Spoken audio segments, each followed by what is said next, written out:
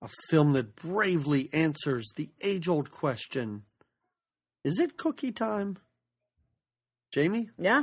Let's go watch Troop Beverly Hills.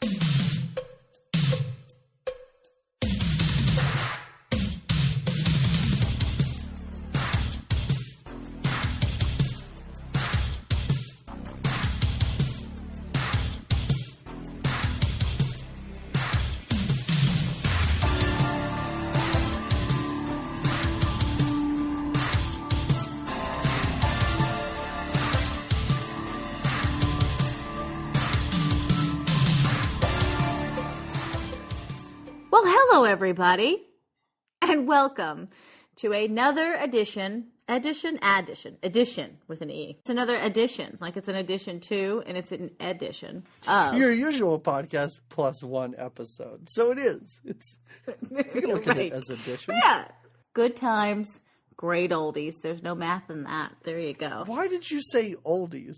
You can't just what? Oh, great movie. Why did you say that? Because it's not the name of our podcast. No, but I do like that you said good times, great oldies. It is. They're oldies too, but they are really good times and great movies. Well, that's a good start. I've already messed up the title of our podcast. I think that's our best start yet, to be honest. Anyway, here we are again tonight, having or evening or afternoon. I always feel like I need to place the time that people are listening, and it's on their own time, really. So whatever time you're listening, welcome to it. Okay? Welcome to the time that you're in. How are you tonight, DP? I'm great because I am hot off the heels of, I almost called it Beverly Hills Ninja. Remember that movie with Chris Farley? I do. And there were no ninjas involved here. It's a shame. There were heels, though. So hot off the heels, I like, yeah. Troop Beverly Hills. Here we have it. And I did. I just watched this today. It's I usually very watch fresh. movies a few days ahead of time to let them stew and formulate my thoughts and opinions, but luckily there wasn't anything too heavy to this one. And you're going to be pretty raw then, this opinion. Yeah, right. But it's fresh in my mind because I do have to take us through this. Yeah. So I'm glad that I just watched it, I guess. Is that a reaction that makes sense? You should sound more excited than that. Oh, I'm sorry. Well, this is a movie that I had never seen before. Ever? Never? Do you remember it? Oh, I know of it. Okay. I have heard of it. I know a lot of people that like it and remember it from their childhood. But I've never seen this. And this is going on. This is a lot of movies in a row that I've never seen before. So I'm very excited about this. I was just going to say, because I was going to bring it down. I was going to be such a bummer in that Prince died. Oh, yes. And we haven't even had a chance to talk about it because it happened like right after our last show. Mm-hmm. I like the way you presented it. Yeah, oh my gosh. So Prince died. Yeah. Wow.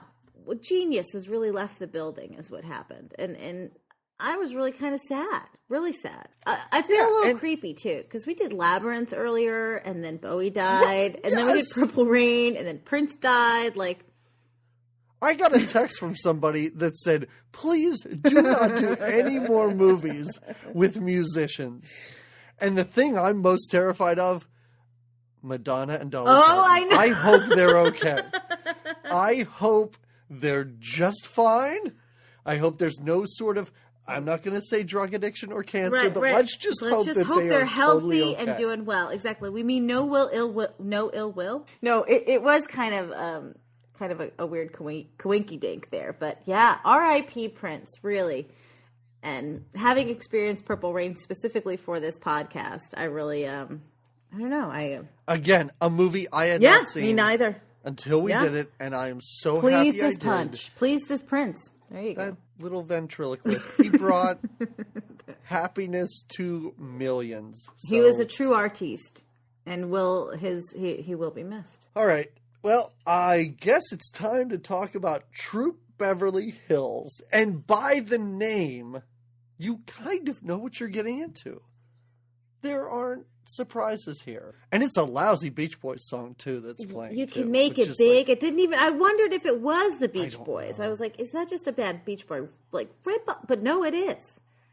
Is it really? Yeah. Okay. All right. I wasn't sure either. It sounded so Beach much Boys. like the Beach Boys. I'm assuming I'm correct in what I wrote down. Right. The greatest thing about this, and this movie reminded me of several other movies that we've covered for a few reasons, but the Beach Boys song reminded me of Teen Wolf. Remember how there was the one Beach Boys song in Teen Wolf, and then the rest was just nothing. Covers the of rest bad of the music was yeah. just nonsense. This was a Beach Boys song at the opening, and then 3 versions of Kumbaya throughout. Yeah, very enlightening each one. It is just over and over different interpretations of Kumbaya. Never by the Bangles, which was surprising. A good Bangles rendition of Kumbaya might have been fun. I'm just saying. And everything was public domain. Did you notice that on the ship there's a band and they're just playing like a funky rendition of Row, Row, Row Your Boat? I didn't notice that. It's really stupid.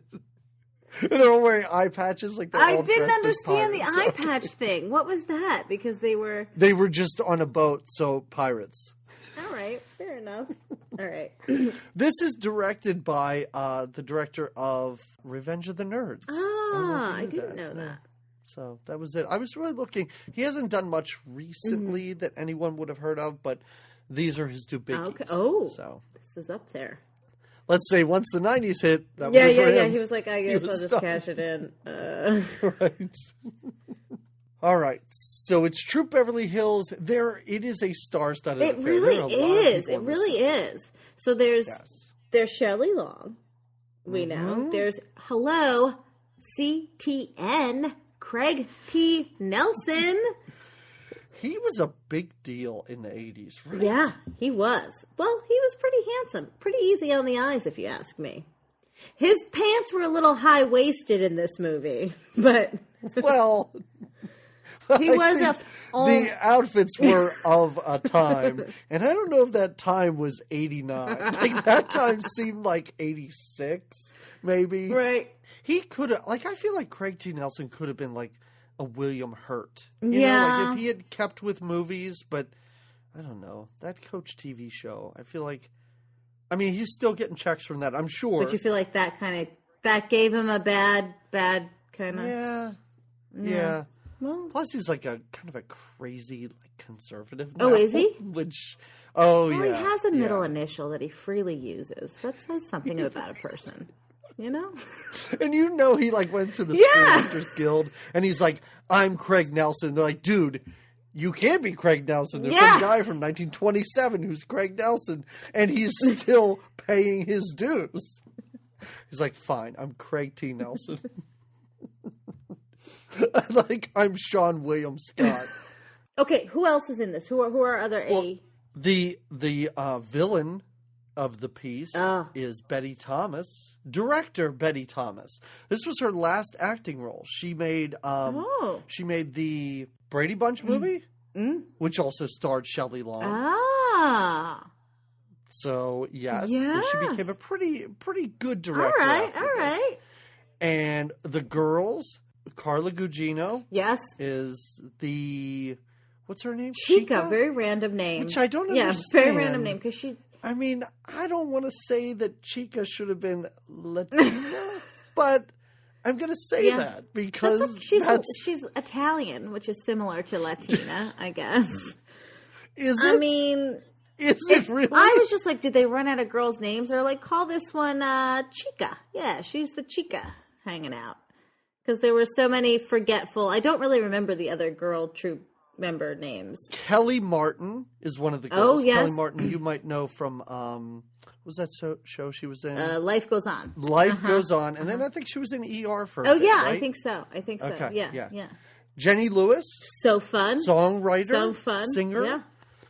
And Tori Spelling. For a very brief, she had kind of a cameo. Like, it's a very small role. No lines. Yeah. She just kind of looks dopey in it, which is... Kareem Abdul-Jabbar had more lines. I love that Kareem Abdul-Jabbar was in it. And who else? Frankie Avalon? Is that... Frankie Avalon and Annette Funicello? Walking through... Yeah, Funicello. She's a musketeer. Yeah, they're like... Are they walking or skipping or running or roller skating? They're doing something like, they look like right they're having a the blast through the Beverly Hills Hotel, I think. Yeah. It almost looks as though it was an accident that they were even in the movie. They just crossed in front of the camera. Right. And they were like, and the we'll director's like, that. I think we should keep that. That's right. No, I agree. At least Kareem has some lines. He bought some cookies, right? Right.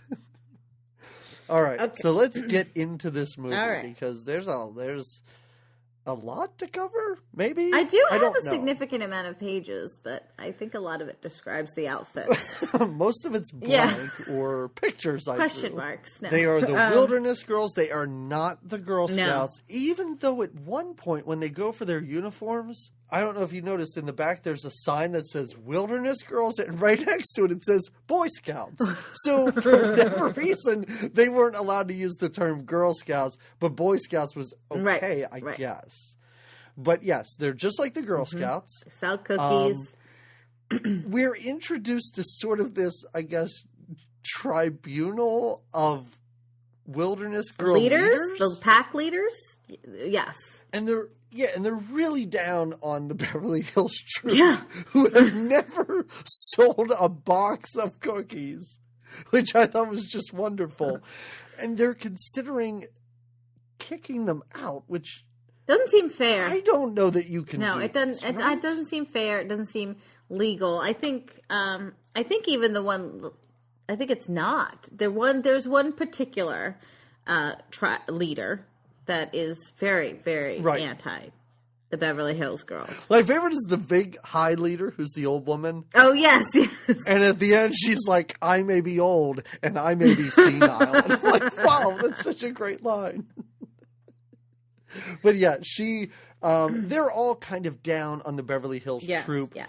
But there is a new applicant for troop leader. Mm-hmm. And of course, it is Shelley Long, who is Phyllis Neffler. Not a good last name. Not very strong. And do you think they just did that because of the muffler thing? Muffler?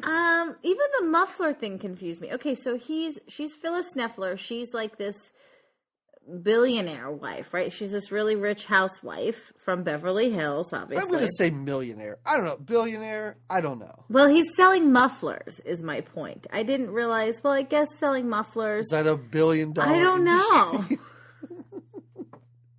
And in the 80s, I'm sure it was even, so I think that's why it was. I think because the last name went with. It's got to be. And I don't. Because why would you make your heroine have that name? That's terrible. What's his name? Ned? Is his name Ned No. It can't be. If it's Ned Neffler, I'm gonna hit stop right. No, it's Freddie because they do the Freddie later. Oh, that's right. It's Freddie. Oh, and is the Freddie real dance? We're really jumping around here, but that's a question I had. When I saw the Freddie, I was like, that can't be a real dance, maybe for insane people. I don't think it was. Did you see how the moves went for the Freddie? I saw the moves. It's just this. That's what I mean. You're just doing this. Maybe for people that, can't. Yeah. Well, we're not even at the Freddie yet. We're still. No, I know. I know. Well, first of all, it cuts back and forth between them reviewing her resume. I guess you have to give a resume to be a Girl Scout leader? I guess. Well, it's the Wilderness Girls, so I guess their criteria is different. So, True. And they read through her qualifications. Right. I'm doing air quotes right now because everybody can see this, right? And as they do that, it cuts back and forth between them reading her qualifications. Like, she's thrifty, and it shows her spending an exorbitant amount of money on a stupid dress, but getting a deal because there's a bead missing, which the entire dress is beaded. It's full beaded dress. Yeah, and she's like, "There's one missing," and that's right. They show her being. She loves animals. I like the one where they say she loves animals, and she has this diamond encrusted brooch, which is a frog, and she's kissing just it. Yeah, I'm gonna kiss you. You're gonna become a prince. This is really strange. But yes, we see her throwing away money, and then she gets back to her house where we find out very quickly she is married to Craig T. Nelson. Right. They are getting a divorce. Things are shaky at home. I love it when he says, "I'm just here," because he's in the guest house. Yeah, right? he's staying in the guest house across over the pool or something, right? Yeah, but he's in the big house, and he says to get my barbell. And I was like, "Wait, a single barbell? That's what?" And just the one. He just needed the one. You know. And they have a daughter. They're going through a divorce, but they share a daughter, Hannah, Jenny Lewis. Jenny Lewis is their daughter. And I thought this part was great because they have like a home gym. Yeah. It's just like a room. Yeah. Where she's got a balance beam. Yeah. And they walk into this room talking about their divorce in front of their daughter, talking about therapy and how she's like, I need therapy. And there's the saddest music playing. And I'm like, is this a soundtrack for the movie, or is this just the music that she was doing balance beam Yeah. She is very mature, we'll say, for her age. Throughout the whole movie, she acts more like a 25-year-old than, what is she? They're maybe a group of 13-year-olds, right? 12, 13 maybe. Yeah. All the girls act like they're 25. Yeah, this is true. But she, especially with her parents, you can tell she's sort of the responsible one, right? Right, I guess? Right. I mean, she's all, you guys should get back together and everything. And they're like, no, you'll be better if we're divorced than if we're unhappily married, which is that's a good argument. And clearly she, of 12 years old, can understand that she should be able to take it all in. Well, and he has his reasons. I don't know that she lists reasons for divorcing him, but he talks about how she's just become too crazy about the money and spends it all the time and can't finish things. She didn't live up to the potential that he saw in her. Getting deep. When they got together. Did he literally say it? Yeah, definitely. So I just watched this. I know this stuff. It's fresh. I wrote down Phil Donahue versus Oprah. That's what I wrote down. Okay. I have a feeling you watched a different movie. No. Did you watch the Phil Donahue Oprah story? Which, first of all, if it's not a movie, it should be. No, I think he makes a comment of it, which it should be, by the way. That would be a great 80s, okay. But her rebuttal to his argument is that, remember, she put him through law school? Was it law school? Yeah, but that's what I don't understand. She mentioned law school, but then later on, he's in commercials for selling mufflers. I don't know what's happened. Because she says she put him through law school not to become the muffler man or Neffler muffler or something like that. And then he's like, you had no trouble spending the Neffler money, which made me think, does this not exist anymore? But then we see him in a commercial wearing a muffler costume, like he's dressed up like a muffler, which was weird. But it almost seems like the local commercials you'll get on a Sunday afternoon for the used car people down the street. Yeah, but he lives in Beverly Hills. They're on their own, right. And those people do not live in Beverly I wouldn't Hills. Think so. They're my neighbors, yet they're on TV hawking their garbage. So I don't know. I guess the muffler industry is... It's booming. It's booming in the late 80s. It is. Who is really upset about the divorce? Oh, wait. P.S. Besides... I know right? Do you know who's really upset about the divorce? Of course. Rosa, the maid. Right. Is... Sorry, P.S. You were saying something. Oh, I was also going to talk about their room and the giant mural painted behind their bed. Did you notice that? Oh, no, I didn't notice that. It's like a water scene, painted behind their... I had a question about their room, too, because at one point, she's sleeping in the room. Jenny Lewis is asleep in their bed, and then she walks through the window and passes a second large bed in the room. So it's almost like Downton Abbey or something, where the husband and wife almost have separate rooms. Right. Well, or I Love Lucy, where they have separate twin beds, but these are gigantic king-size beds. Taking up an enormous amount of space in this room.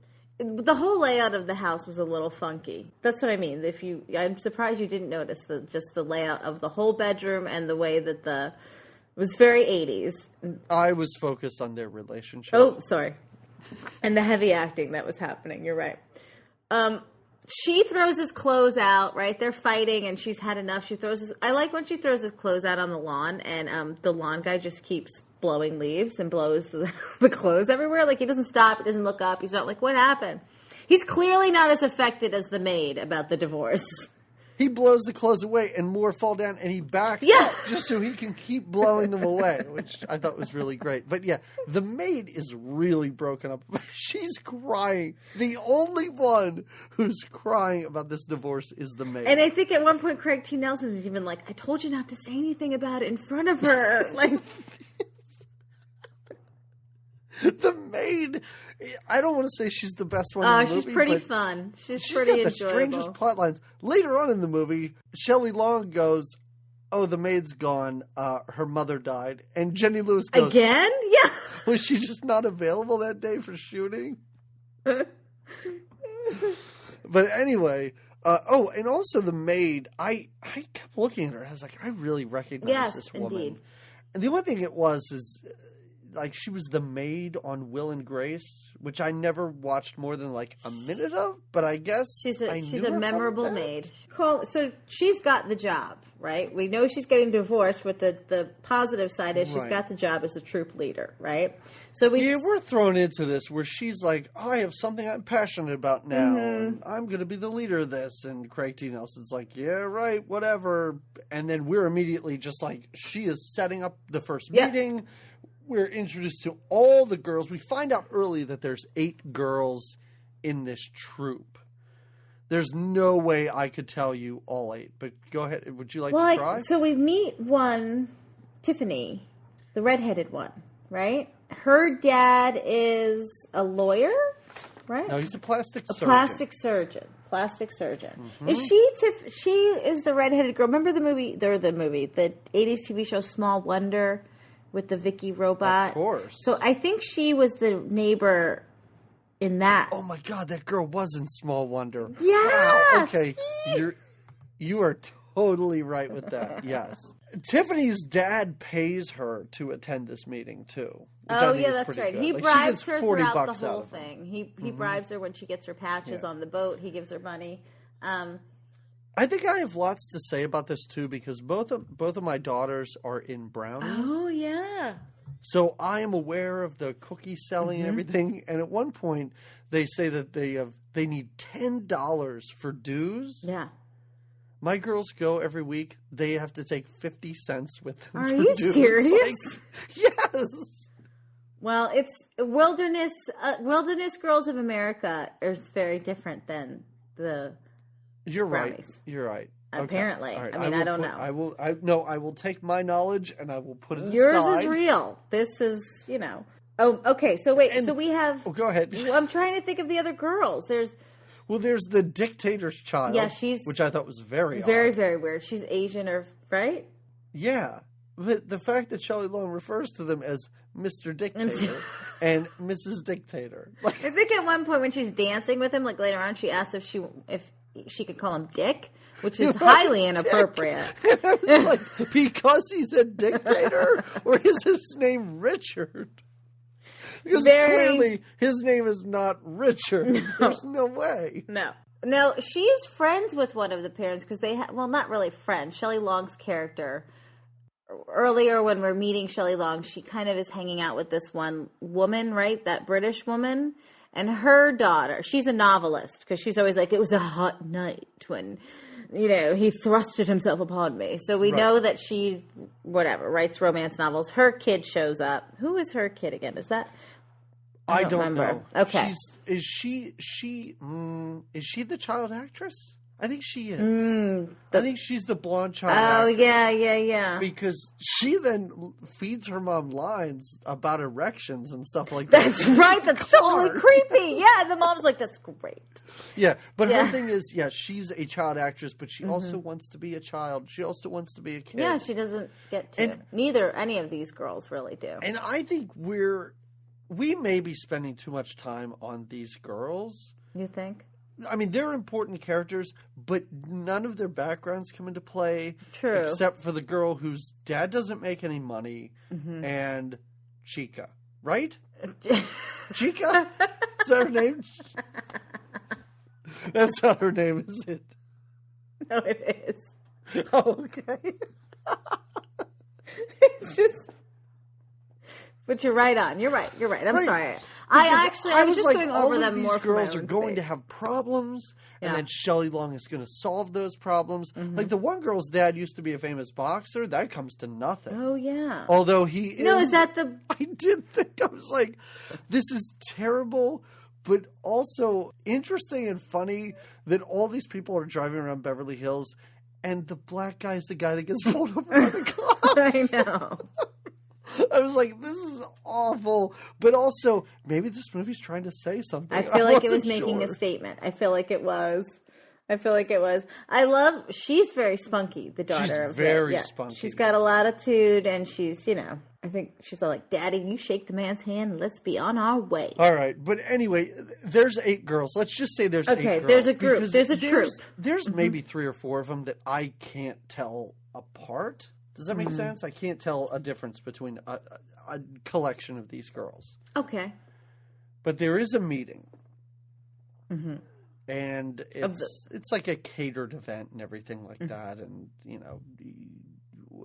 like there's so many jokes in this movie that are just about them being rich and spoiled.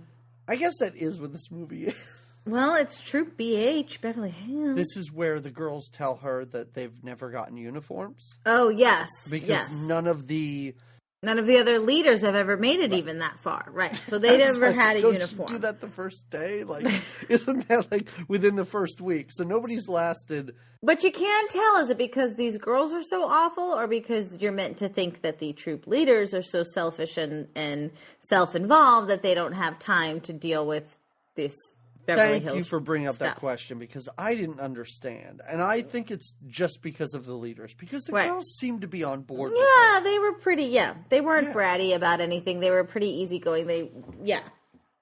I think it's because some of these girls with their hair, like everybody has like the high pony. Oh yeah, which is kind of a little bit off to the side. That was There's a the one cute girl with look. the big glasses. Yeah.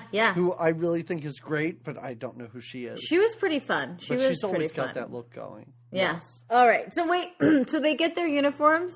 They don't like them. They go. That's what I wasn't sure. Was it just her uniform that was redone, or did she get all of theirs? Well, redone? eventually they're in something, and they all have that cape outfit. They do. And during one scene in this movie, they all have capes on. You're right. But her outfit is totally redone because the next scene is when she shows up to the troop leader the big meeting. Yeah.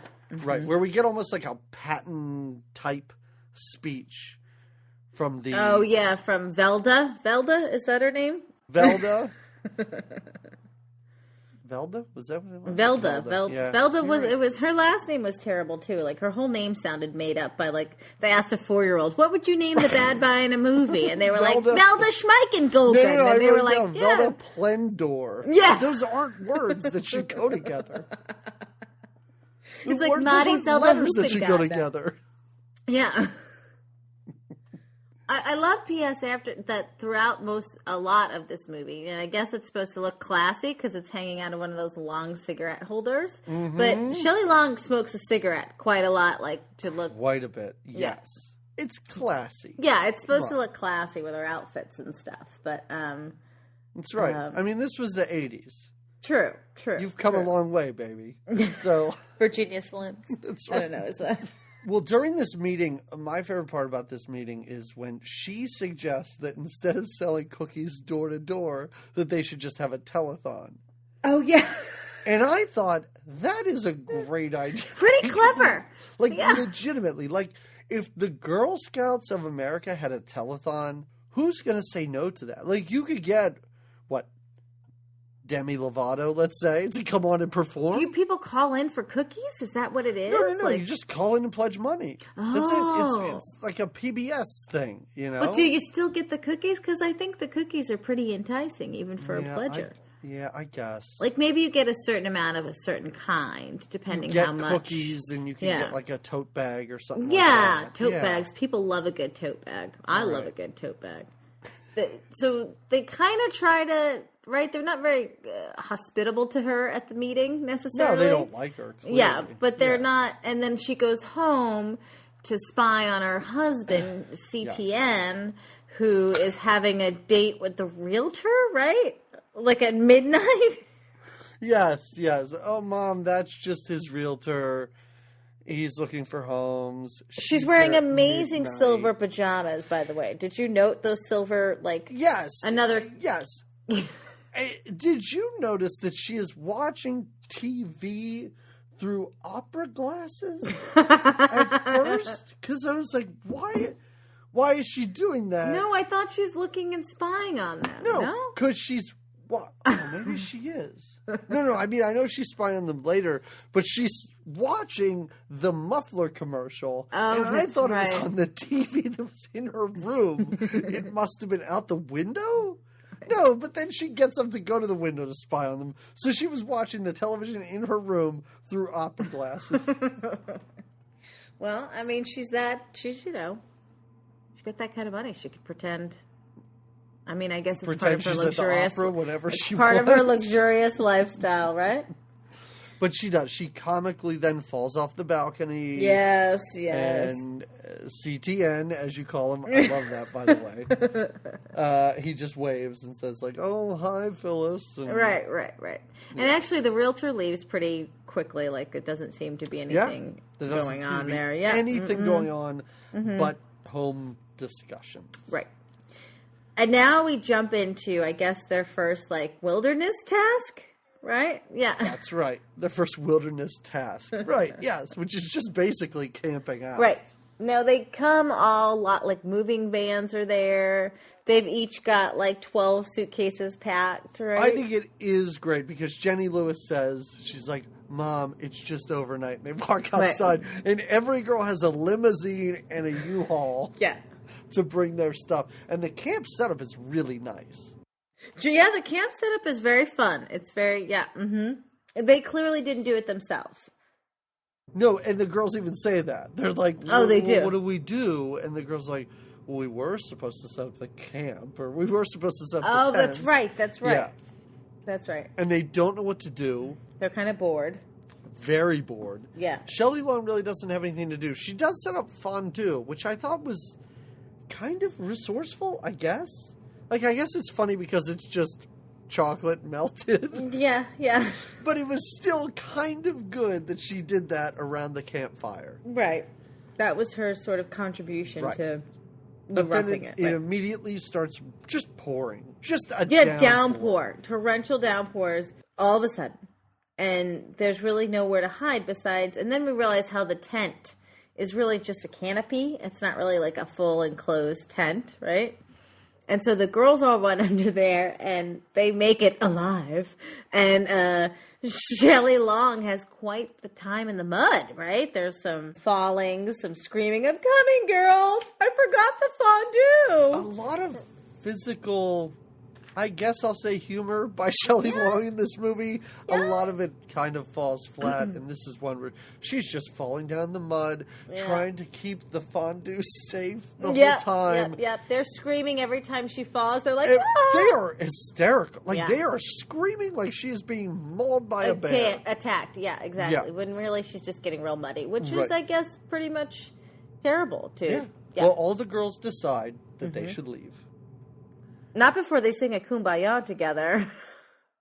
Shelley Long says, we can't leave before we sing Kumbaya.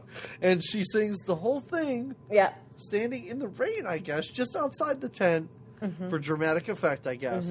And then they are in the Beverly Hills Hotel. Which P.S. does seem a little better than camping. No, I'm just kidding. Why are you kidding? It seems so much better than camping. And everyone... agrees. That's the thing. Yeah. I kind of thought, maybe the girls would be upset that they're... No. Everybody is into this. Right. Everybody's happy. They're ordering room service. Their ghost stories are great. The girl who's got the golden arm? Who's got my golden arm?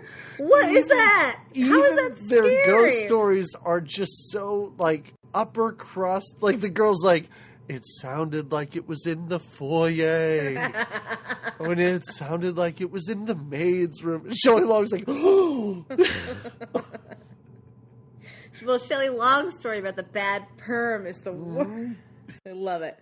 She works on this whole... And that's even, again, a part where I was like, oh my God, all these girls are buying into this because she's like, he permed me, and all the girls scream. But I was going to say how during this sort of what became from Camp Fest to slumber party at the Beverly Hills Hotel, how they're watching randomly watching Pee-wee's Playhouse. I loved that. I loved it.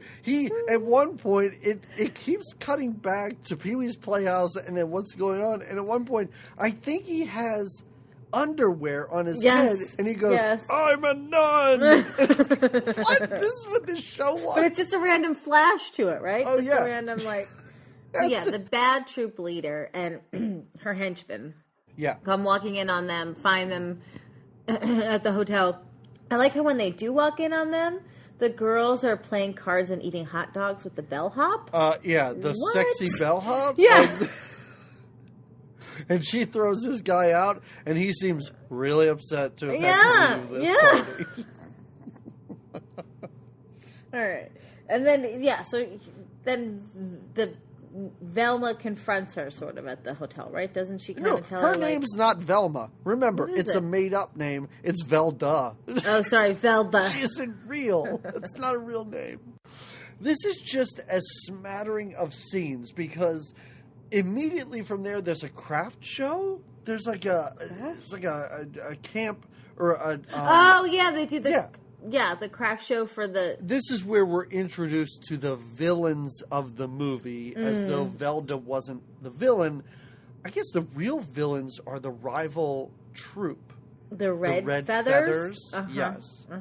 Which Tori Spelling is a part of. This is when I saw Tori Spelling. And in my notes, I just wrote Tori Spelling. I know, I have it too. I wrote Tori Spelling with 3 exclamation points. And then, I don't know, like an hour later, I'm like, I don't think she said a thing. No, she just stares. And I think at one point she's like, or something like that. Like...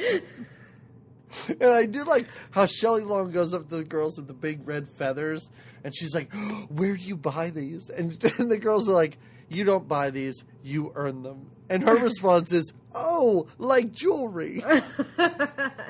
So at this craft show, and it's just a really quick scene, but Shelley Long's troupe is putting on like a fashion show? Yeah, because I guess that's what the Beverly Hills girls know how to do. So they've created a super backpack, essentially, right? Is that what it is? It's a fashionable backpack. I don't know. That if can it's a carry. super Well, it just looks nice. Unfolds into your it. Extends. It comes into play later at the end of the movie. But it yes, does. it unfolds and it has like a nice sort of pattern to it and everything. But it's a real quick they're scene. booed off. The when they do this great presentation, which they're clearly proud of, they get booed by the whole rest of the troops, right? Everybody laughs at them, and I don't get it because that's. I think it's pretty clever. It's pretty clever. But then after this is when the henchman Annie, right? Herman, I think is her name, who used to work at Walmart before she became a wilderness girl. She worked at Kmart. Oh, Kmart. Because that comes into play later for no reason. Right, that's a goofy little go back that they... Yeah. So anyway, yes, but she is Velda's underling, and then Velda decides to plant her as a mole. Yes. In Shelley Long's troupe. The stakes are so low in this movie. Like, I don't understand what Velda's issue is with Shelley Long. There's nothing. Like, there's no history, right? No. Like, I kept waiting for, I was in love with Craig T. Nelson in high school and you stole him. Nothing. No, I think it's just her animosity toward Troop Beverly Hills themselves. Their troop is from Culver City, I think, which if you know LA, it's it's not Beverly Hills, so I don't know. We had lunch in Culver City. You had lunch in Culver City. Is that where I saw the FedEx truck and pointed to it? Is it really? Okay. Oh, no, that's not. Sorry, that is not. Oh, damn it. That was Los Feliz. You remember when my husband got laughed at when he went to go pee because he was juggling his phone? What? Remember that? No, what are you talking about? No. Whoa. No, I don't remember that at all. Laughed at. It's not where we saw Jeff Goldblum. No. Culver City is a place in California. Beverly Hills is another place. This but they're is not... the podcast full of the most nonsense that I think we've ever done. I mean, we're just trying to get through Troop Beverly Hills, everybody. That's all. I almost want to keep this in so people are like, nope, skipping this one. That's it. Oh. All right. Jane Fonda video, black and white kitchen, open... Oh, wow, this you're is just weird. writing down nonsense. All right, go ahead. There's a small scene, I guess, that happens where Shelley Long is in her Phyllis is in the kitchen in her cute little black and white kitchen watching Jane Fonda on her TV, and she can't open a jar of mayonnaise, and she has to bring it across to CT to but get it is kind of funny because it does just open with the shot of the workout video. Yes. And you hear Shelley Long going, ugh, ugh. She just can't open a jar of mayonnaise. It is pretty good. Yeah. But then Annie is finally into the group. Like, Annie is finally her, I don't know, assistant, whatever. She's like, oh, yeah, I could use the help. And all the girls sit around and they, because of the craft show, like, they realize that they don't have the patches that the other girls do. They haven't done the things, stuff like that. And I love Shelley Long's line here where she goes, I'm sure it's very nice to live in the forest and eat bark. Just because we're not robust mountain women doesn't mean that we can't earn patches. Right, yes. She's going to teach them how to survive in Beverly Hills. That's right. And then it's just a montage of them getting pedicures, appraising jewelry. Yep. And a funky rendition of Kumbaya is played over this montage. Over the whole thing. Yeah. It's an interesting montage. They go through the Wilderness Girls of America book on like patches, and they somehow fit. She interprets these patches into things that shouldn't be accepted, but I think one of my favorites, besides obviously when they do their community service, is when they're learning dance, I guess, when they're just dancing, even in her in her house. She's just teaching them how to dance, and they're all in these workout outfits, and they're all dancing. Rosa, I think, is involved, right? I love how she's teaching them dances from like the 50s and early 60s. Yeah, they're doing like the Lindy and like... I'm sorry, but the old folks part is great. Oh, My favorite badge is the one where the hunky cop shows up to teach them about CPR. The CPR badge? Her line in this is wonderful, especially for a children's movie, because when he tells her to lie down and open her mouth, and she goes, the last time I did this, I got more than a patch for it. And I was like, oh my God. And then a song, which I can't imagine as a real song, starts playing. The song is called French Kissing in the USA. Oh, man. All the cool kids are doing it down at the beach, man. French kissing in... I can't even do the tune right now, but yeah. That's amazing. The titular song that plays when the CPR class happens. I love it. As you should. Yeah. And as you said, then they take care of the elder. And don't they also describe fall fashion to the blind? Am I correct? Well, they're late for a court date because she brings all of these girls to divorce court. And she says they're late because the troop is busy describing the latest fall fashions to the blind. Oh. And, of course, the judge is a sassy African-American woman, which, she kind of winks and nods at and sort of wins over, right? Yeah, she's kind of on Shelley Long's side. Oh, totally. But this is when we find out that Craig T. Nelson wants the divorce date moved up because he's looking to get married. Remarried. Yeah. And the weirdest thing I thought was when they were like, because he's considering remarriage. I was like, oh, that's so nice. They're going to get back together. Like, no, that's what I thought at first, too. Did you? Oh, this is going to be a moving part of the... Like, where she's like, oh, you want me back? Right. I was but no, they're getting married again. Away. Yeah. Oh, they wrapped that up quickly. He's found someone, the realtor. I didn't think she stayed long enough, but... Well, we find out anyway. He moves fast. He's like, It's like when you watch movies from like the 40s and stuff, and people like kiss once, and he's like, should we get married? I love those movies. I'm like, did that really happen, or is that just in the movies of the time? I think so, because they didn't even, like, kissing was all of a sudden like, this is, I don't know if that's true. I don't know. Lie down and open your mouth. We're going to get married in a few weeks. Well, so the girls are in their divorce court patch, P.S., right? That's right, yes. Yeah. And someone says something like, how could she bring these children to this? She's going to scar them. The girlfriend does. It is, girlfriend. okay. All right, okay. I didn't know who said that, but I thought that, not that made sense, but I was like, yeah, why did she bring them to this?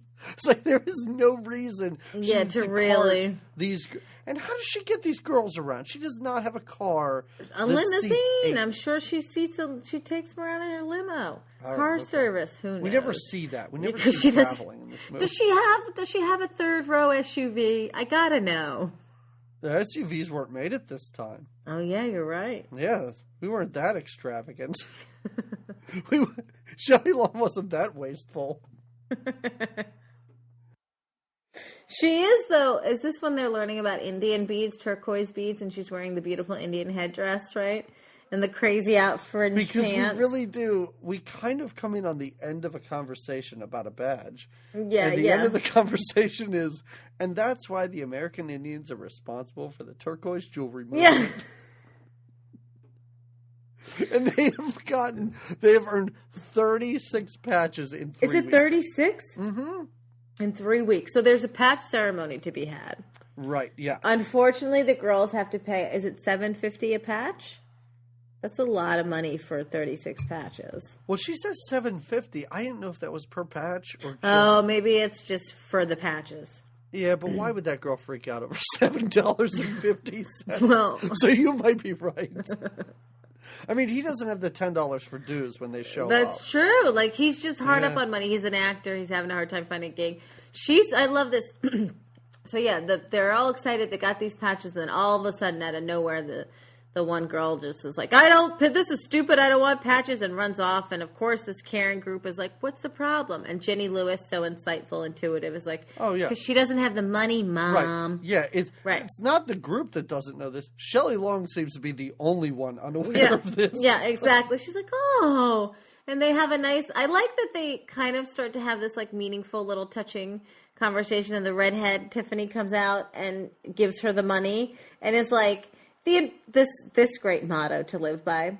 The most important thing is having friends, especially friends with money. Got that, boys and girls? And again, I was waiting for this. Like, there's only 8 girls, and one is her daughter. Right. I really wanted her to have some sort of heart-to-heart with each girl and solve a problem. So I was kind of upset that it only happened with 2 of them. Mm. Maybe it happened with more, but they had to cut it short. Because it was a pretty long, it was longer than I expected. This was a long movie for what it is. Yeah. I think it was like an hour 45. Yeah, that's... You so can maybe cut, there was you can more cut to 15 from this Well. easily. Like the boat party? Just cut out the whole damn boat party and you got it down to an hour 30. Well, the boat party is where they're presented with their patches, though, right? Right, yes. Yeah. I do like how she gives out individual patches to them, to each of them. To like, for different things. These, and then this girl taught us how to overthrow a government because it's the dictator's daughter. Right. Yeah, so she gives them each patches, and there's like, it's like a party on a boat. Like, I don't know. I guess it's just another bit of extravagance in this movie, right? Mm-hmm. But at this ceremony, Jenny Lewis tricks Shelley Long and CTN. Oh, yes, into that's right. Kissing, That's right. Which fires up the girlfriend who has giant shoulder pads. Like, she looks like a square. Like, it is crazy what she's wearing. She's wearing something that is super low cut, but just has these squared off shoulders. You're right. But she goes tumbling into the water probably because of the weight of her shoulder pads. Right? Yes. She's like, no, don't kiss your ex-wife, or still wife, really. I don't know that the divorce is final. And she splashes into the water, and she kind of makes fun of her, Shelley Long, and it kind of like, oh, she's fine, she'll be okay. Right, silicone is buoyant. Yeah, she does. She comments a few times, I think, on her, and she throws her an actual like lifesaver candy, right? Yes, mint, wintergreen, or And again, this is just like random scenes mashed together because suddenly we have the Chica scene. Oh yeah, where Chica. I love it though when they're like, Chica's here and she's sad or she's not happy, and Shelley Long's like, how do you know? Because she does always look like kind of. I thought Chica was going to be the one who really gave Shelley Long like not a run for her money, but kind of a lot of resistance, because I thought that was the character that I thought she was going to be, because she was kind of not into anything and surly all the time. But we find out that her parents left on her birthday. Yeah, they didn't know. It was just a coincidence that they left on her birthday, and right? She starts crying. But then Rosa makes like a birthday burrito. Mm-hmm. The maid and Annie retreat to the kitchen and make, was it a burrito? I didn't know what that thing was. It looked like a burrito. It took her, I think she was like, give me 8 minutes, and she came back. So whatever it takes her, like. I was like, that looks like the sloppiest, grossest cake I've ever seen. Yeah, that's why I thought it was like, she was just like, I'll just put candles in this. Did you notice that in the middle of singing to her, it's almost as though Jenny Lewis had gotten out of bed and wandered down the steps? Because in the middle of the song, she just kind of wandered into the scene. And she's in her pajamas and everything. It was very weird. No, I didn't remember. I love the smell of cookies in the morning. Nobody says that, right? Patches. We don't need no stinking patches. Poor Rosa. I don't want to say she got the worst lines in the movie, but come on. You can't give her anything else to do. It's a great line. Patches. Yeah. We don't need your stinking patches. Because their patches, P.S., kind of get revoked, right? They do get revoked. Wait, again, why? Why? Who gives a shit? Like, why does anyone care? Well, and that one lady is just so... Velda. Right. And Velda has had Annie, the mole, taking pictures the whole time. Oh, right. Like she had a little spy camera put into. Yeah, wait, did they present that yet? Did we miss that yet? Because she spies, but then when they take, it's kind of a great. Well, they didn't present it yet. No, okay. But I'm just saying that's what she had her do the whole time. Mm-hmm. Anyway, because I guess they got their patches revoked, Shelley Long's kind of pissed, but not really. Like, she never really gets angry through this movie. No, she's pretty happy. Which she should. Yeah. But she decides to announce that they are going to sell 2,000 boxes of cookies, to which everyone else laughs. Well, what's the most that they say? Is it 1,000 or 500? I don't know. People were just bidding on how many boxes of cookies. Yeah. Right. So they decide to sell door to door, but it seems that the red feathers are kind of scooping their territory. So sneaky. Yeah. That's right. So they do. They sell, and I really... This is when Kareem, they knock on the doors of very famous, the people, who was these the first mansions. Person? Did you notice the first woman? Oh, I forgot. It was a long shot, so I didn't even notice, and they cut in right as she closes the door, and I'm like, that doesn't seem like anybody famous.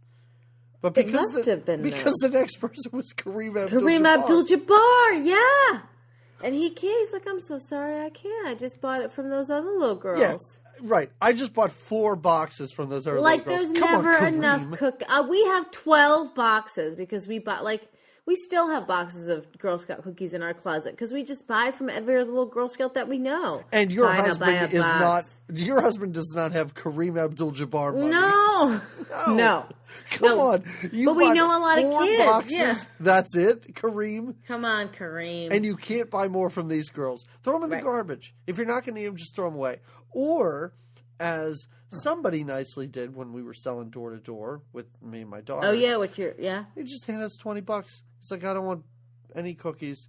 Here. I don't need your cookies. Yeah, he's like, here, the girls can eat them. However many boxes his buys you, just give them to them. Just take them. Right. It's like, okay, that's nice. That's what you do if you don't want the cookies. Yeah, right. That's nice. Kareem Abdul-Jabbar, cheapskate. Cheapo, yeah, cookie hater. No, but Annie sees that she is playing very dirty. Right.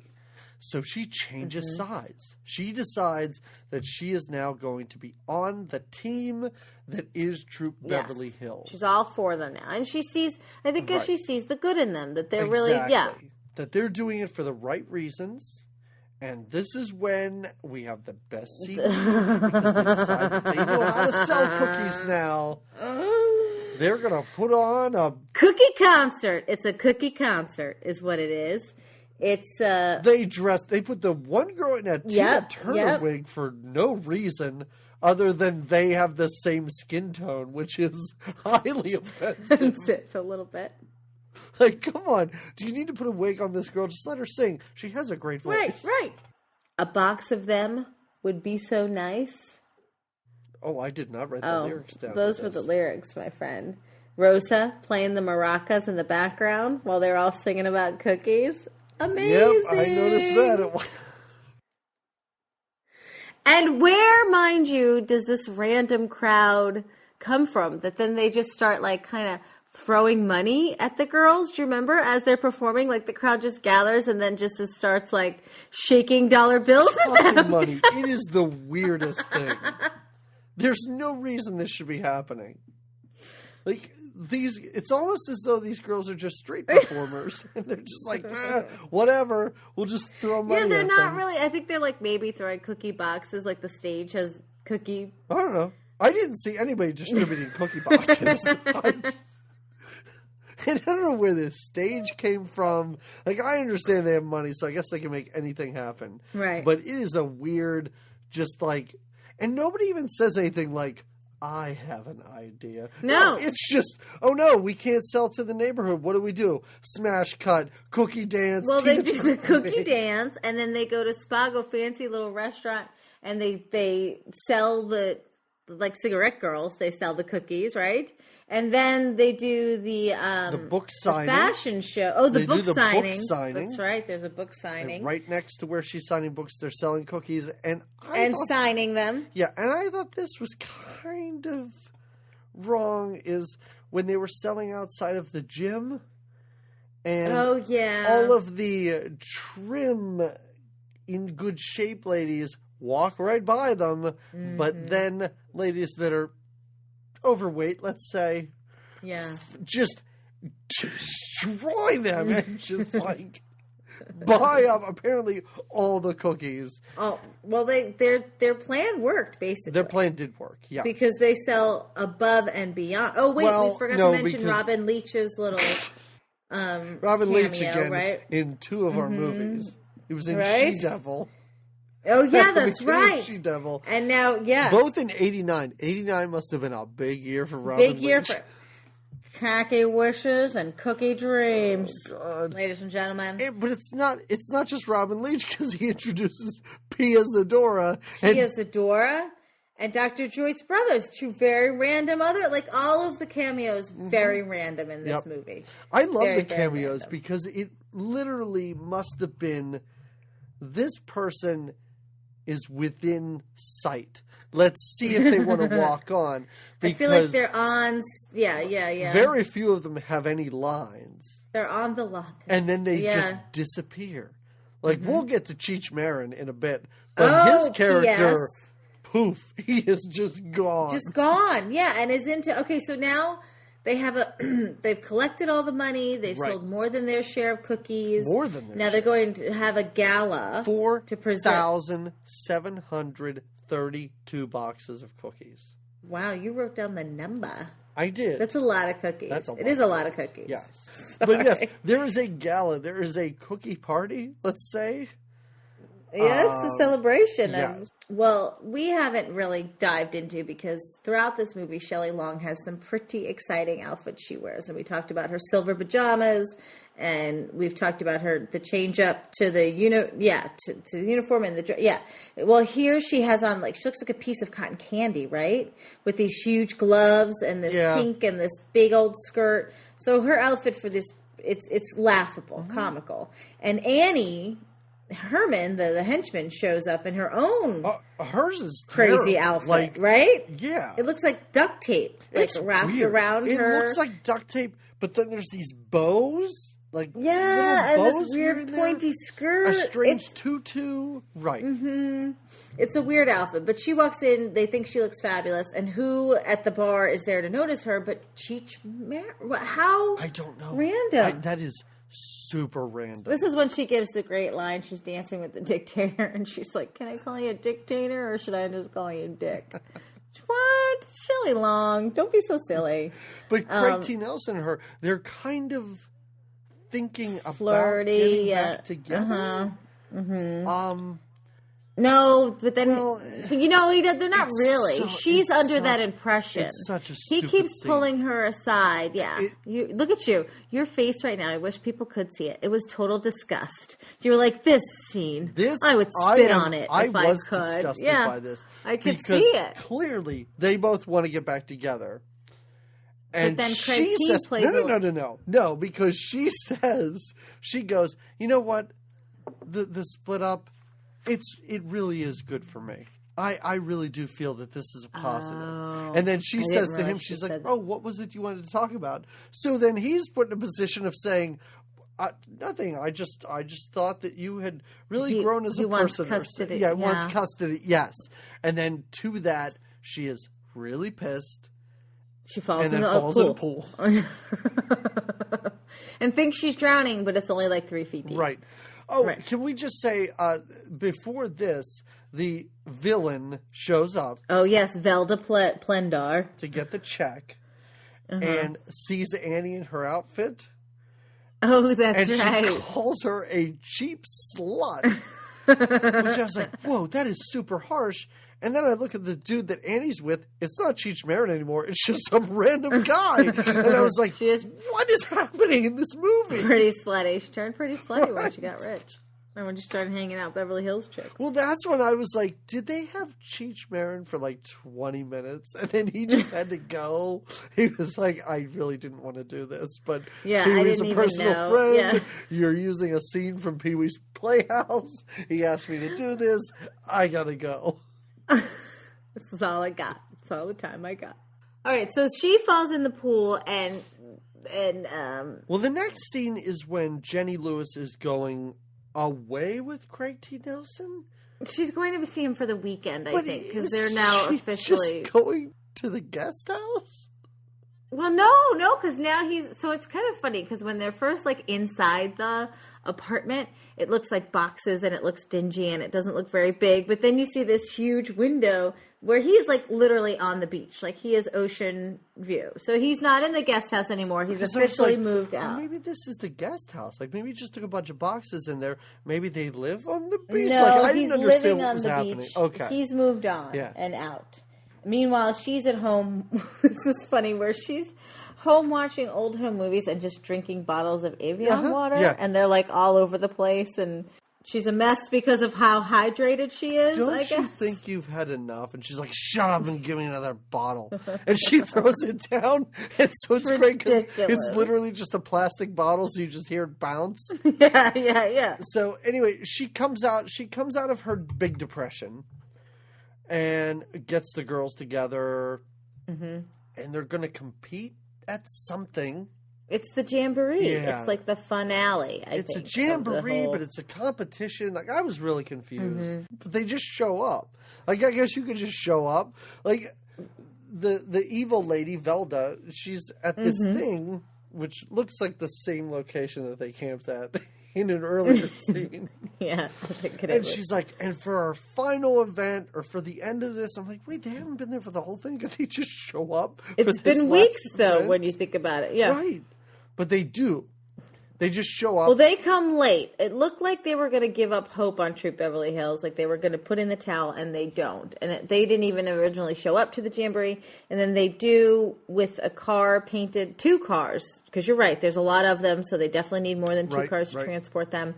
And there's like, You Gotta Believe is painted on the side of the car, and they're ready. They're inspired and ready to race. It is just a race. It took me a long time to realize. But it's an overnight race because they get to a point where they have to camp and then they have to get up again to get to the final destination. Can you list Literally, them? in my notes, I wrote, they just show up. Can you just show up? What is this competition? Why am I confused? Oh, okay, it's just a race. Like, I literally wrote my stream of thought. While you were, like, watching it unfold? It is sort of somewhat confusing, and you're not sure really what is about to happen. But you do know that those damn red feather bitches. They're saboteurs. They are. Yeah. They don't want them to win. So they have to navigate their way through the wilderness. Mm-hmm. But they have to P.S. We forgot to mention that Annie Herman, their right-hand man, is fired right before the race, so she can't join them. Velda says, you cannot run this race. Yeah. I'm firing you. You're demoted. Mm-hmm. I'll send you back to Target. Is a troop leader of this a full-time job? I thought it was a volunteer position. I don't think you get paid for that. If you are a Girl Scout troop leader, I do not think you get paid. Let us know your rate of pay if you are one. Yeah. I don't think people are... This is not somebody's No, I think it's a volunteer position. Yes. But she does say, you're going back to Kmart. Yes. Mm-hmm. Mm-hmm. So she gets fired, and they have to go through the woods and find colored flags. Mm-hmm. So they have to find blue flags. They're team flags. See that the red feather troop is changing the direction of saboteurs. The That's yes, right. Yes. Mm-hmm. Mm-hmm. But it doesn't hurt them at all because their strategy is to run from terrifying animals. Well, and it seems like the trail or the wilderness obstacle, whatever it is basically like in a U shape. It appears, right? Because like they pop back out when they're running, so they get kind of sidetracked. You're right. They go the complete opposite direction and still come out in the lead. They still come out in the lead because they get sidetracked. They go through this like thick grass, and then a skunk comes, and they all run from the skunk. And just when the red feathers are supposed to be in the lead, they come running in from the skunk. And then it's funny because Velda looks at the skunk and is like, "You'll pay for this." And the next day, she's wearing a skunk hat. And then they're getting ready for their second day of the event, which you're right, they have no upper hand because they've won the first day. Right. They do, however, have a new kind of chant. Remember when cheers and chants were, I guess they're still popular, but like, we do a podcast every night. We do a podcast every night. We talk about 80s movies. We talk... okay. Sound off. Sure. Sure.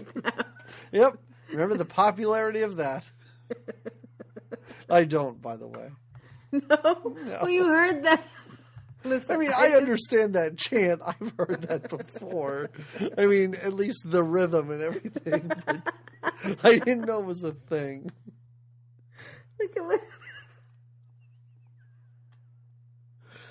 I think we should dump our normal intro music and just do that. We talk about 80s movies and then just write the rest. Just go from there.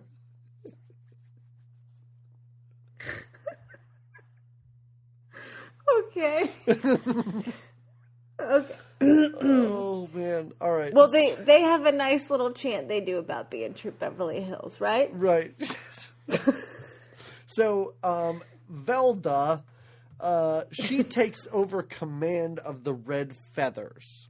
Now, her daughter is a red feather. Right, yes. Right? Her daughter was a lot of fun. I wanted to see more of that girl. She was extremely spunky. She ran off with a trophy at the end. She was like, I'm just going to take it. You didn't win it. That was so great. But so Velda takes control of that troop, and then she's even more sneaky than... the Red Feathers, because she cuts a rope bridge. She's dangerous. They literally need that rope bridge to finish the race. Mm-hmm. It really frosts her cookies. Oh my god! Not hers. I want to start using that term. Isn't that a great line? Really frost my cookies. But they do find a downed tree that acts as a bridge. Very, very dramatic crossing. Very dramatic crossing. Kind of. Right. Shelley Long falls down, but doesn't fall off the tree. She just kind of falls forward. And then her daughter comes out to her. Jenny Lewis tries to help and gets her foot stuck in the tree. In like a random part of the branch of the log. I don't know. It was probably like a squirrel's home that she shoved her foot in. Yeah, and they get themselves across, but they're kind of bickering the whole way till they're finally across. How the hell did they do that? How did they do that? How did they get the other side of that bridge across to where they could then tie yeah, it? I don't understand that. No, they left a rock or something that. with them. They were like, so when we get across, you're going to toss this rock with the bridge, and then somehow they were able to fix the bridge. Anyway, I don't really know the dynamics of how they make it across. Somehow they repaired, And in the meantime, Velda falls in a tiny hole and breaks her ankle. Yeah. And the red feathers leave her for dead. Leave her! They're just like, she's going to weigh us. She's going to slow us down. We got to keep going. We got to go. Mm-hmm. We got to go. Mm-hmm. We got to win. What's the most important thing? Winning. Let's go. Win. Mm-hmm. Mm-hmm. But the troop Beverly Hills, they understand the importance of human life. They save her. Mm-hmm. Mm-hmm.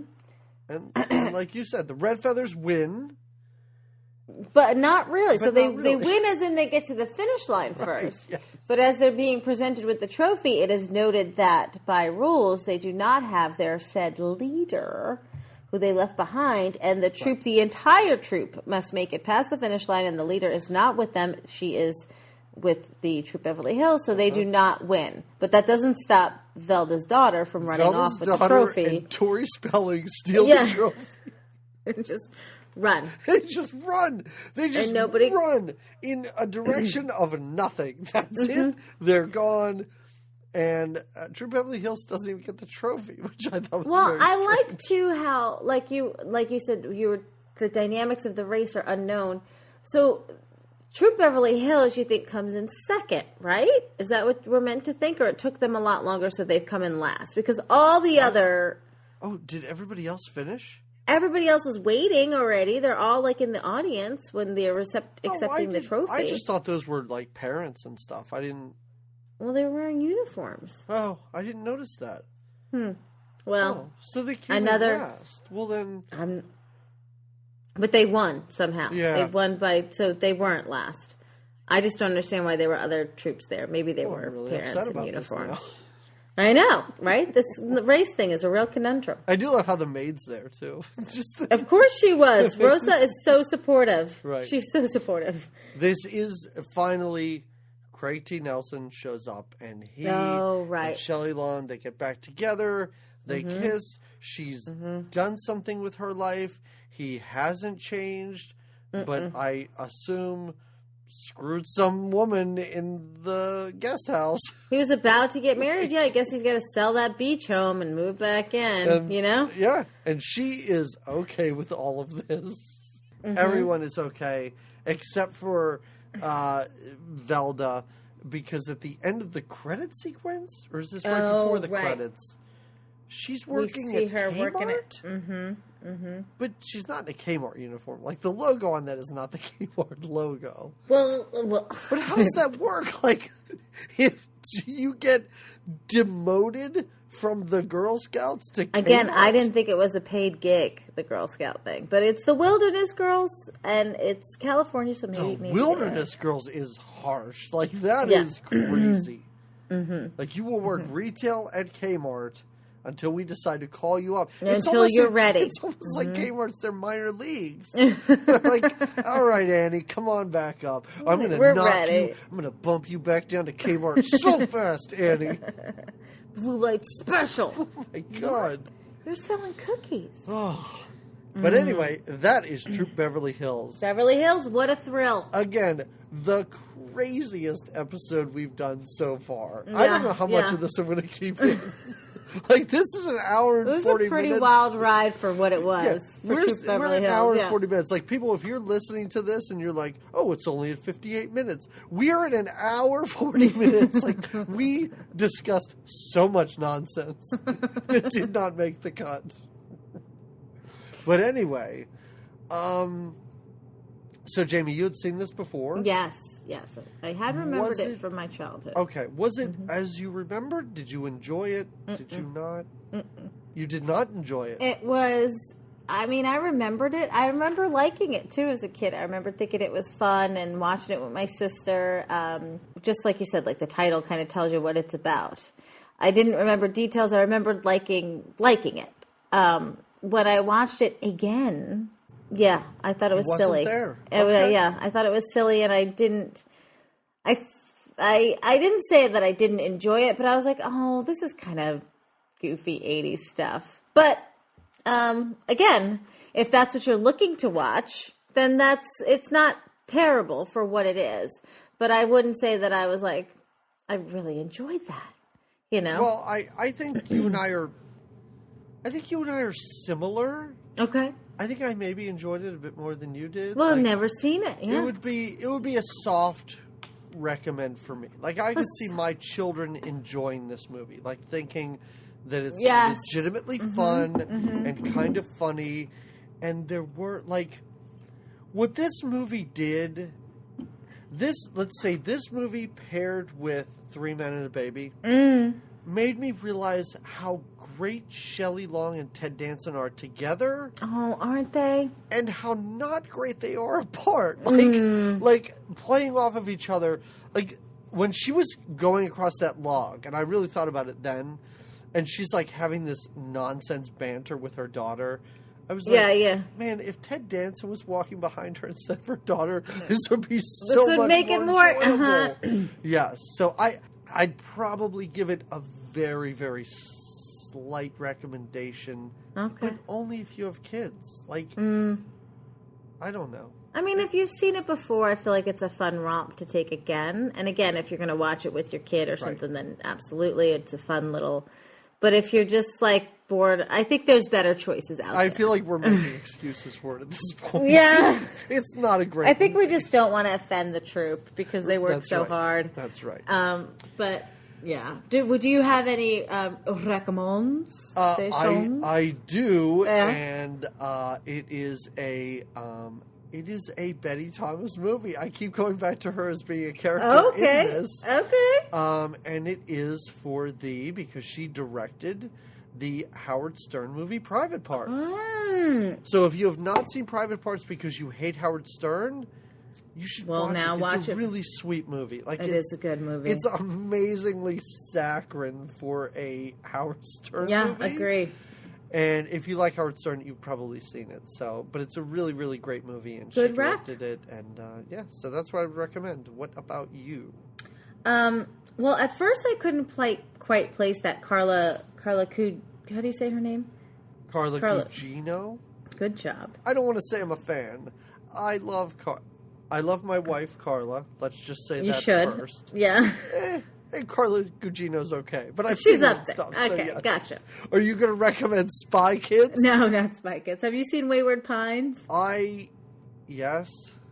You don't love it? I did not love it. No. Oh, I enjoyed it, and that's what I was like. Oh, that's what I mean, I know she's in a lot of other things. She's in a lot of other things, and I know that. But I had seen that more recently, and I also recommend listening to some Jenny Lewis. Jenny Lewis and the Watson Twins. Jenny Lewis.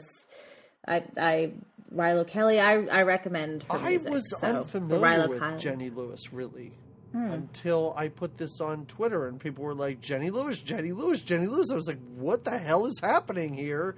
And then I finally went on and sort of familiarized myself with some Jenny Lewis, so I'd recommend that too. Yeah. All right, well, there you have it. Very nice. All right. Now, we have an anniversary. Oh, we do. Yes. It's been a year. I can't believe it's been a year. Like, this has been wonderful. So I'm going to send you flowers. No, I'm not. Please send an edible arrangements. They're the P.S. best. Edible arrangements. When are you going to start to give us money for advertising? We've mentioned you at least 3 times. Yeah, we have. I wanted to send an edible arrangement to Shannon Doherty. So anyway, we do have an anniversary coming up. It is our 1-year anniversary, and for that we decided to let the audience choose. Let the universe, Jamie, I want to say that you know our audience because it wasn't even close. The Adventures of Buckaroo Banzai, the something 8th Dimension, whatever. Like, I actually calculated the percentages because I'm such a nerd. 73%. That's outstanding. Yeah. It was big time. Blue Lagoon came in second. Okay, respectable. Which wasn't even respectable because the other three got virtually nothing. No support. Well, I'm Yes. delighted myself. Right. So this is what we're watching. That's up next. This is what we're watching. We finally get Jeff Goldblum. Ah! And I know we've been waiting. It's been a year. A long, long year. I am so excited for this. Oh, me I'm too. not really excited for it because the star is RoboCop's Peter Weller. Oh. I assume he still acts like a robot in this movie, even if he is not one. Maybe at the end, it's a big twist. It's like he's a robot, which would make sense. But at least we get some We get Jeff a little Goldblum. JG. I'm excited. JG. Is that Yeah. what you... Okay. Like CTN? CTN sounds like it should be the Craig T. Nelson Network. Like it should just be a channel where it's all of his movies and TV shows. That's a lot of coach. That's a lot of coach. That's a lot of coach. I can't take that much dauber in my life. All right, but that will be in 2 weeks. So big, huge celebration. There'll be party favors. A year. A whole big year. That's pretty... I don't stick to things very well, and I've stuck to this. Like a... Glove. Yeah. Do gloves stick? Again, I wish the audience could see the face because it's utter disgust. It's like it's so sickened by saying glove because why would a glove be sticky? That's gross. I love that it took us like 26 episodes to just go totally off the to just rails be like, and just not know what we're doing as though we have never done this before. I was like, Oh, all right. We should good go. times, great movies. All right. Good times. You even said the wrong name at the beginning. This is the best episode so far. And you were like, why did you say that? You totally called me out. I couldn't let it go because I was like, well, if I'm editing this out, I shouldn't just It'd be great if you were like, good times, great. And it was your voice going, movies. Movies. All right. Yeah, we're going to hang out. All right. That's what, Everybody or stop. come back. Let's just stop. Right. Revisit. Come back in 2 weeks. Big We'll be anniversary. Guests? Probably not. But we will do voices. Again, Dolly Parton might show up. You know what? Maybe we'll do a great review of all the interesting, characters that you've reenacted for us. Can you do your Polly again? Because we all know what a fan you are. Do you mean right now? Or in 2 weeks? No, I mean in 2 weeks. Well, I need some time to work on that, but I can. So it's the greatest impression.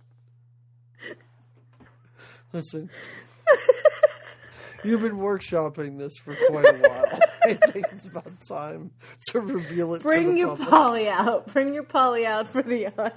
That is great impressions. That's my Paul Bettany. When the character has to say their name, those are great impressions. Hello, I'm Paul Bettany. All right.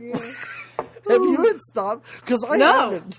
I haven't either. All right. We are hitting stop now. Goodbye, everyone. Join us for our anniversary episode. It should be fun. It will be. So long. Really long.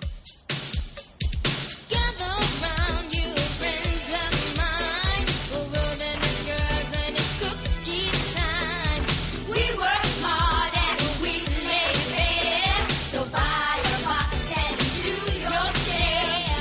If you want the best taste that you can find, chocolate chips are one of a kind. Our peanut butter treats will blow your mind. A box of them would be so